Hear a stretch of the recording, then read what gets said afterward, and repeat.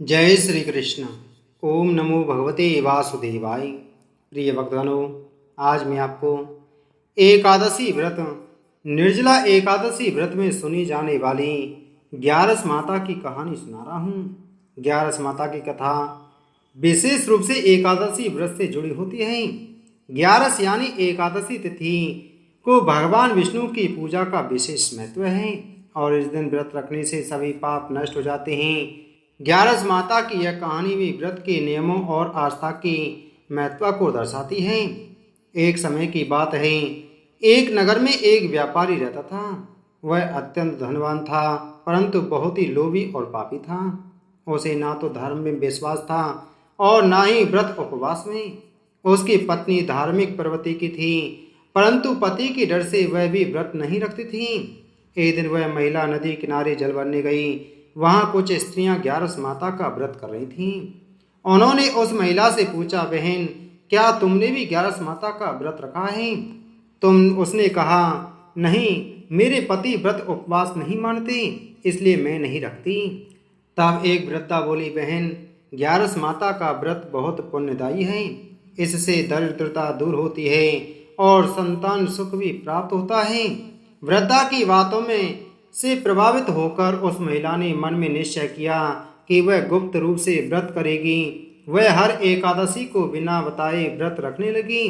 कुछ समय बाद उसके घर में समृद्धि आने लगी और उन्हें एक पुत्र रत्न की प्राप्ति भी हुई। एक दिन व्यापारी को यह ज्ञात हुआ कि उसकी पत्नी ग्यारस माता का व्रत करती है। उसने क्रोधित होकर कहा, क्या तुम्हें मेरे मना करने के बावजूद व्रत करना शोभा देता है? पत्नी ने विनम्रता से कहा, स्वामी, ग्यारस माता के व्रत से ही हमारे घर में सुख शांति आई है। परंतु व्यापारी को यह बात नहीं जमी। उसने ग्यारस माता का अपमान किया और कहा, अगर व्रत से सब कुछ मिलता है तो व्यापार क्यों करें? उस रात ग्यारस माता ने व्यापारी को स्वप्न में दर्शन दिए और कहा, तूने मेरे व्रत का अपमान किया है, इसलिए अब तुझे अपने कर्मों का फल मिलेगा। सुबह होते ही व्यापारी का सारा धन नष्ट हो गया। व्यापार में घाटा, चोरी और आगजनी से वह दरिद्र हो गया। तब उसकी पत्नी ने कहा, स्वामी, अब भी समय है, ग्यारस माता की शरण लो। व्यापारी को अपनी गलती का एहसास हुआ और उसने ग्यारस माता से क्षमा मांगी। फिर पूरे नियम से और श्रद्धा से एकादशी का व्रत किया। कुछ ही समय में उसका खोया हुआ धन और सम्मान वापस मिल गया। एक गांव में एक निर्धन ब्राह्मण और उसकी पत्नी रहते थे। दोनों बड़े धर्मपरायण थे, परंतु जीवन में अभाव ही अभाव था। दिन भर भिक्षा मांगते, शाम को जो मिलता वही खाते। फिर भी वे किसी भी एकादशी को बिना व्रत किए नहीं रहते। ग्यारस माता की पूजा वे पूरे नियम और श्रद्धा से करते।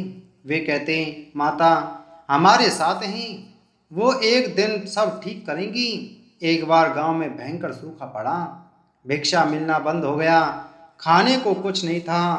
पत्नी ने ब्राह्मण से कहा, अब क्या करें स्वामी, ना अन्न है ना जल, और ग्यारस भी आ गई है। ब्राह्मण ने मुस्कुराकर कहा, आज भी व्रत करेंगे। माता की सेवा और विश्वास सबसे बड़ा अन्न है।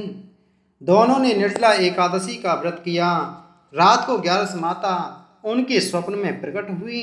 माता बोली, हे भक्त, तुम्हारी श्रद्धा ने मुझे प्रसन्न किया है। कल सुबह गांव के तालाब के पास जाना, तुम्हारी समस्या का समाधान वहां मिलेगा। सुबह वे तालाब पर पहुंचे। वहां एक सुनहरा कलश मिला जो कभी खाली नहीं होता था। अब उनके जीवन में कभी अन्न की कमी नहीं रही। अब ब्राह्मण दंपत्ति न केवल खुद खाते, बल्कि भूखों को भी भोजन कराते। उन्होंने गांव में एक मंदिर बनवाया जहां हर ग्यारस को भंडारा होता। लोग दूर दूर से ग्यारस माता का व्रत करने आते और चमत्कार देखते। ग्यारस माता सच्चे मन से व्रत करने वालों को कभी खाली नहीं लौटाती। उनकी कृपा से निर्धन भी धनवान हो जाता है और अंधकार भी उजाले में बदल जाता है। बहुत समय पहले की बात है। धर्मपुर नामक राज्य में एक राजा राज करता था, जिसका नाम था प्रतापसेन। राजा बलशाली था, प्रजा से प्रेम करता था, परंतु उसे एक दोष था, वह व्रत और धर्म को तुच्छ समझता था। राजमहल में रानी धर्मपरायण थी। हर महीने 11 माता का व्रत करती, पूजा करती और दान करती। एक दिन राजा ने रानी से कहा, रानी, तुम हर महीने व्रत क्यों करती हो? क्या यह राजमहल तुम्हारे लिए काफी नहीं? रानी ने मुस्कुराकर उत्तर दिया, स्वामी, यह सब कुछ माता ग्यारस की कृपा से ही तो है।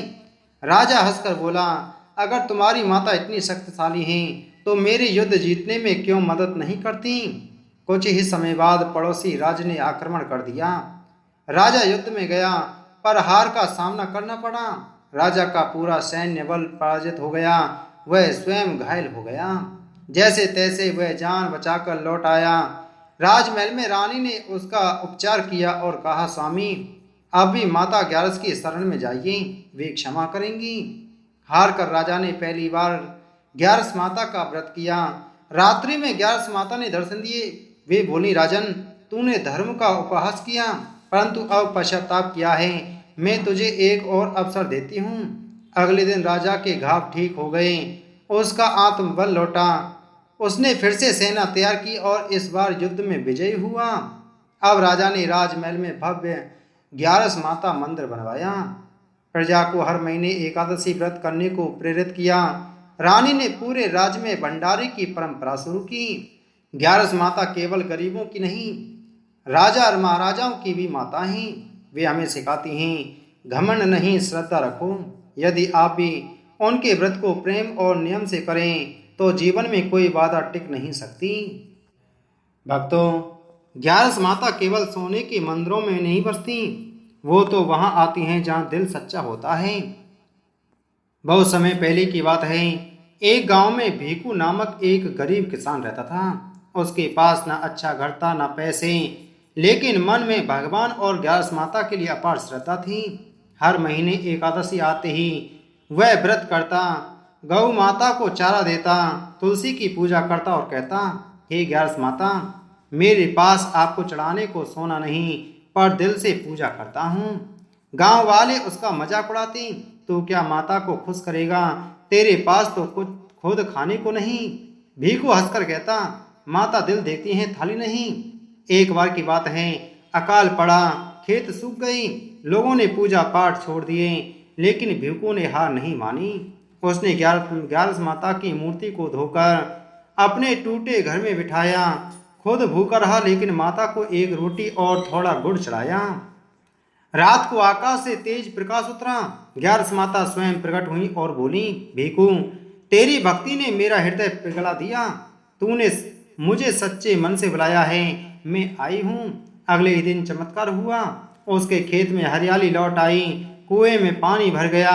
लोग हैरान थे। जहाँ और खेत सूखे थे वहाँ भीखू का खेत लहरा रहा था। गांव के लोग दौड़कर उसके पास आए और बोले, भीखू, तू तो सच्चा भक्त है, हमें भी सिखा, ग्यारस माता की पूजा कैसे करें। अब पूरा गांव हर ग्यारस को व्रत करने लगा।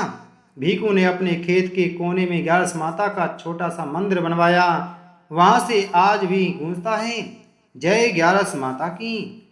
प्रिय भक्तों, याद रखना, भगवान और माता केवल श्रद्धा चाहते हैं, ना सोना चाहिए, ना थाल, बस एक सच्चा मन चाहिए। आप भी एकादशी पर व्रत करें, ग्यारस माता का नाम लें, जीवन में चमत्कार स्वयं आपके द्वार खोलेंगे। बोलो ग्यारस माता की जय हो।